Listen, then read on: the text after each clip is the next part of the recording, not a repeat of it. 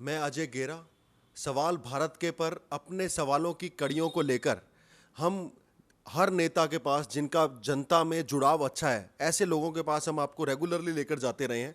और उसी कड़ी में आज एक कड़ी जोड़ते हुए हम एक ऐसे लीडर के पास आपको लेकर आए हैं जिनका जनता में वर्चस्व बहुत अच्छा है और पहले भी इलेक्शन लड़ चुके हैं। कोई इंट्रोडक्शन के मोहताज नहीं है, रेगुलरली जनता के बीच में रहे हैं। ऐसे ही नेता हैं जिनका नाम है रवि सैनी।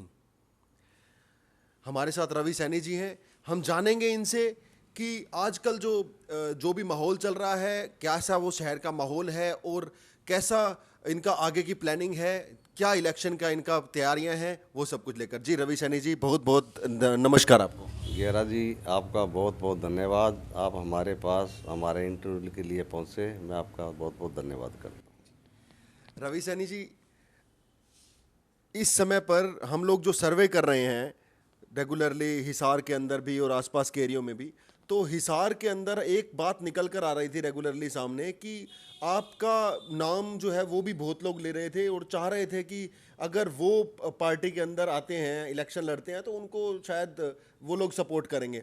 आपका क्या है इस बारे में? प्लीज़ आज हम चाहेंगे कि आप हमारे चैनल के माध्यम से पत्ते खोल दीजिए।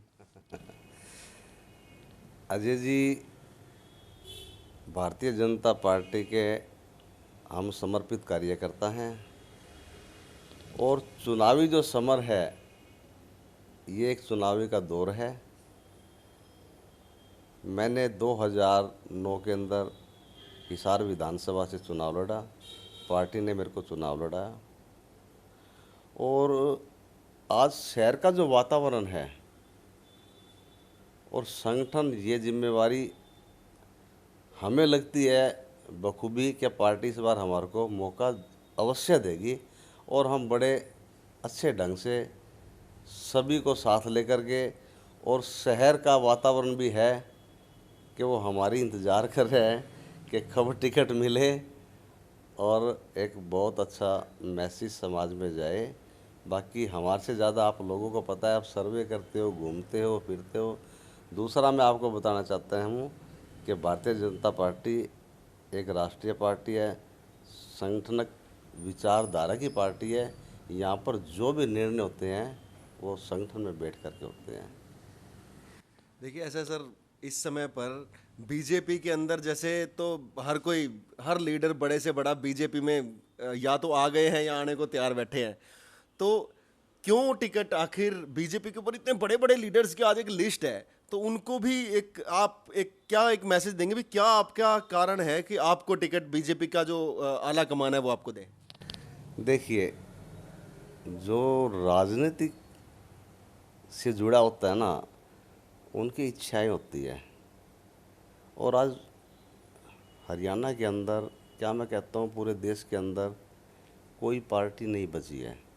अगर पार्टी है तो भारतीय जनता पार्टी है। भारतीय जनता पार्टी एक विचारधारा की पार्टी है। देखो, पार्टी के अंदर नए लोग आते हैं, बड़ी अच्छी बात है, उनका सम्मान है पार्टी के अंदर। ऐसा नहीं है कि जो पार्टी में लोग आते हैं उनको टिकटें भी मिलती हैं और मिलनी चाहिए भी। फिर पार्टी जो टिकटें का जो निर्णय है, वो पार्टी एक बहुत अच्छी तरह सोच समझ करके, विचारधाराएं देख करके, और जिसका हक होता है उसको पार्टी टिकट देती है। कुछ मैं बताना चाहता हूँ अजय जी, राजनीतिक क्षेत्र के अंदर एक बहुत बड़ा समीकरण काम करता है। आज हिसार के बारे में हम बात करेंगे क्योंकि आप हमारे पास आए हो। हिसार का एक वातावरण, एक समीकरण है। हमने अभी पिछले चुनाव के अंदर, मेयर का जो चुनाव था, हम संगठन से जुड़े हुए हैं, हमारी भी इच्छाएं थी कि हम चुनाव लड़ें। संगठन का फैसला हुआ कि पार्टी के अंदर हमारे पास गौतम सरदाना जी अभी हमारे पास आए हैं और अच्छा लगा, पार्टी ने उनको टिकट दे दिया, उनको हमने मेयर बना दिया। 2005 में हमने अपने राकेश सेठी जी को चुनाव लड़ाया। 2009 में पार्टी ने मेरे को चुनाव लड़ा। 2014 के अंदर संगठन ने डॉक्टर कमल गुप्ता जी को टिकट दे दिया। ठीक बात है। तो अब 2019 की बात है, कुछ ना कुछ बदलाव जरूर होगा, बाकी जो संगठन करेगा। रवि जी, बीजेपी के अंदर आज भीड़ तो लगी है, जिसको देखो हर कोई चाहता है कि बीजेपी के अंदर चले जाएं, लेकिन हमने ये रियलिटी में इनसाइड महसूस किया है कि क्या हो रहा है लीडर्स के साथ कि वो बीजेपी में है, और जैसे ही बीजेपी की अगर टिकट फाइनल हुई कि यार इसे टिकट मिल गई तो यार दूसरी जगह से जाके टिकट ले लिया, तो यार किसी तरीके से बस इलेक्शन लड़ना है। तो क्या आपका भी कुछ इस टाइप का मूड है क्या, मतलब टिकट मिले तो ठीक, नहीं तो फिर बाय बाय टू बीजेपी? नहीं नहीं नहीं, ये तो कोई विचारधारा ही नहीं है। हम तो पार्टी के अंदर इतने टाइम से बैठे हुए हैं कि टिकट का तो कोई ऐसी कोई बात नहीं है कि हमें क्या सारी इतना, और लोगों ने चुनाव, पार्टी ने, संगठन ने चुनाव लड़ाया है। पिछली बार हमारे को टिकट नहीं मिली, उससे पहले डॉक्टर साहब को टिकट नहीं मिली, तो ये तो कोई विचारणीय नहीं है। पर संगठन जो है ना, वो बड़ी बारीकी से आज के हालात को देख करके फैसला करता है। 2014 का जो चुनाव था उसमें कुछ समीकरण अलग थे, आज का कुछ अलग है और पहले का कुछ अलग था। तो ऐसा नहीं है कि भारतीय जनता पार्टी विचारधाराओं की पार्टी है, और इसमें जो निर्णय होते हैं वो संगठन बहुत बारीकी से लेकर के करता है। देखिए सर, समाज सेवी इंसान की एज ए लीडर एक इंट्रोडक्शन जो होती है ना, वो उसकी होती है उसकी समाज सेवा। तो जानना चाहेंगे आपने अपने जो भी जीवन काल रहा उसके अंदर क्या क्या समाज सेवा के काम किए, ताकि पब्लिक को जो है वो एक मैसेज जा सके कि क्यों आप टिकट की दौड़ में हैं, क्यों आप एमएलए बनने की दौड़ में हैं। देखिए, समाज जो सेवा है ना, समाज की सेवा, हम तो पार्टी में रह कर के भी, हमारा जो संगठन है, राष्ट्रीय स्वयंसेवक संगठन जो है, वो तो राजनीतिक क्षेत्र से हट करके समाज सेवा ज़्यादा करता है। आज हमारे इतने संगठन है जो सारे सामाजिक संगठन है। राजनीतिक क्षेत्र का तो एक बीजेपी एक ही राजनीतिक क्षेत्र है ना, संगठन है। और हमारे पास भारत विकास परिषद है, एबीवीपी है, बाल भारती है, दुर्गा वाहिनी है, ये सारे सामाजिक संगठन है और सभी लोग इनसे जुड़े हुए हैं। राजनीतिक क्षेत्र के अंदर समाज सेवा और संगठन में समाज सेवा में थोड़ा सा डिफरेंट मैं आपको मान करके चलूँगा। देखो, राजनीतिक क्षेत्र में जुड़ने के बाद में थोड़ा एक स्वार्थ की राजनीतिक भी शुरू हो जाती है, उसमें थोड़ा सा आरोप प्रत्यारोप भी शुरू हो जाता है, अभी मेरा काम कर दिया, इनका काम नहीं किया। और हम तो ऐसे संगठन से चल कर के आए हैं जो कि राष्ट्रीय स्वयंसेवक संगठन जो है हमेशा राष्ट्र के उत्थान के लिए काम करते हैं। ऐसा हो रहा है कि बीजेपी के अंदर हर कोई नेता जिससे पूछो तो ये कहता है कि जी बहुत काम करवा दिए, आप भी कहते हैं बीजेपी ने बहुत सारे काम करवाए हैं, तो फिर बचा क्या है आने वाले 5 सालों में? अगर आपको मौका मिला एज ए एमएलए, क्या पेंडिंग है, क्या करवाना चाहोगे, क्या भलाई के काम, क्या जनता को देना चाहोगे? देखो, काम पार्टी ने 5 साल में, ये बात आपकी ठीक है कि हर आदमी कहता है हमने बहुत काम करा दिया, इसमें कोई दो राय नहीं है। और काम कितने करा दो फिर भी काम की कभी पूर्ति पूरी नहीं होती है। फिर भी अगर कुछ काम जैसे रह गए हैं तो हम तो ये लेकर के चलते हैं कि हमारी आने वाली 5 साल की सरकार, सभी को पता है, आप लोगों को ज़्यादा पता है कि आप मीडिया से जुड़े हुए हो।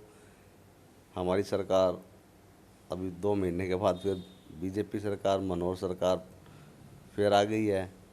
अगर कुछ काम रहे हैं तो हम सारे के सारे, जैसे कि शहर से डेयरी निकालने का जो काम है, जिससे ये सीवरेज में व्यवस्था बड़ी दिक्कत आ जाती है, गोबर वगैरह की जो है, तो इसको डेयरी का जो एक मेन समस्या है, इसके लिए सरकार ने अभी ज़मीन का चयन भी किया है। दूसरा सबसे बड़ी जो समस्याएं एक जो हमारे बीच में रही है, आवारा गाय गौओं की जो है, उसके लिए सारा सामाजिक संगठन और हमारे सभी पार्षद और हमारे गौतम सरदाना मेयर जी और सभी शहर के प्रमुख लोगों लगे हुए हैं, जिसके लिए सरकार ने अभी 50 एकड़ ज़मीन इधर जो है ना, ये सरसा रोड के ऊपर वो दी है। तो सबसे बड़ी समस्या है कि आवारा पशुओं की थी, ये भी तकरीबन अब ख़त्म महीने 2 महीने में पूरी हो जाएगी। ओके। तो आवारा पशुओं की जो है वो समस्या वो महीने 2 महीने में ख़त्म हो जाएगी। डेयरियां जो हैं वो आपका टारगेट रहेगा कि इसको शिफ्ट करेंगे हम लोग। इसके अलावा भी कोई आपका ऐसा कोई काम हिसार के अंदर आप समझते हो भी ये भी जो है ना वो मेरी प्रायोरिटी रहेगी? देखो, काम के बारे में शहर की जनता बताएगी कि देखो जी, यहाँ पर इस काम की आवश्यकता है, उसको हम प्रायोरिटी पर लेकर के उसको हम पूरा कराएंगे। और हमारा तो सबका साथ सबका विकास का जो हमारा जो नारा है, उसको लेकर के हम फिर सत्ता के अंदर आएंगे। और बाकी आप लोगों को पता है, आप शहर शहर के अंदर घूमते हो, लोगों का क्या मतलब मन है। और बाकी टिकटें वगैरह तो पार्टी संगठन बैठ के फैसला करेगी। और अजय जी, हमें विश्वास है पार्टी का जो निर्णय होता है ना, वो आज के हालात को देख करके होता है, और वो निर्णय भी अच्छा निर्णय होएगा। सेवा का मौका मिलेंगे, हमें विश्वास है। और जनता भी हमारा इंतज़ार कर रही है। चलिए सर, बहुत बहुत धन्यवाद। हमने हर जो क्वेश्चन था जो कि जनता की ज़रूरत का क्वेश्चन था वो आपसे किया, बड़ी ही शालीनता से आपने सारे जवाब दिए। ये थे रवि सैनी जी, जो कि रेगुलरली हिसार की सेवा में बहुत सालों से लगे हुए हैं, और इन्होंने हमारे हर टेढ़े मेढ़े जवाब का हर जो जवाब जो क्वेश्चन जो था वो पब्लिक से जुड़ा हुआ था, जो कि जनता जानना चाहती थी, हमने वो पूछा, बड़ी शालीनता से सारे जवाब दिए। मैं अजय गेरा, सवाल भारत के पर अपने साथी विपिन खुराना के साथ बहुत बहुत धन्यवाद। जुड़े रहिए हमारे साथ। बहुत बहुत धन्यवाद।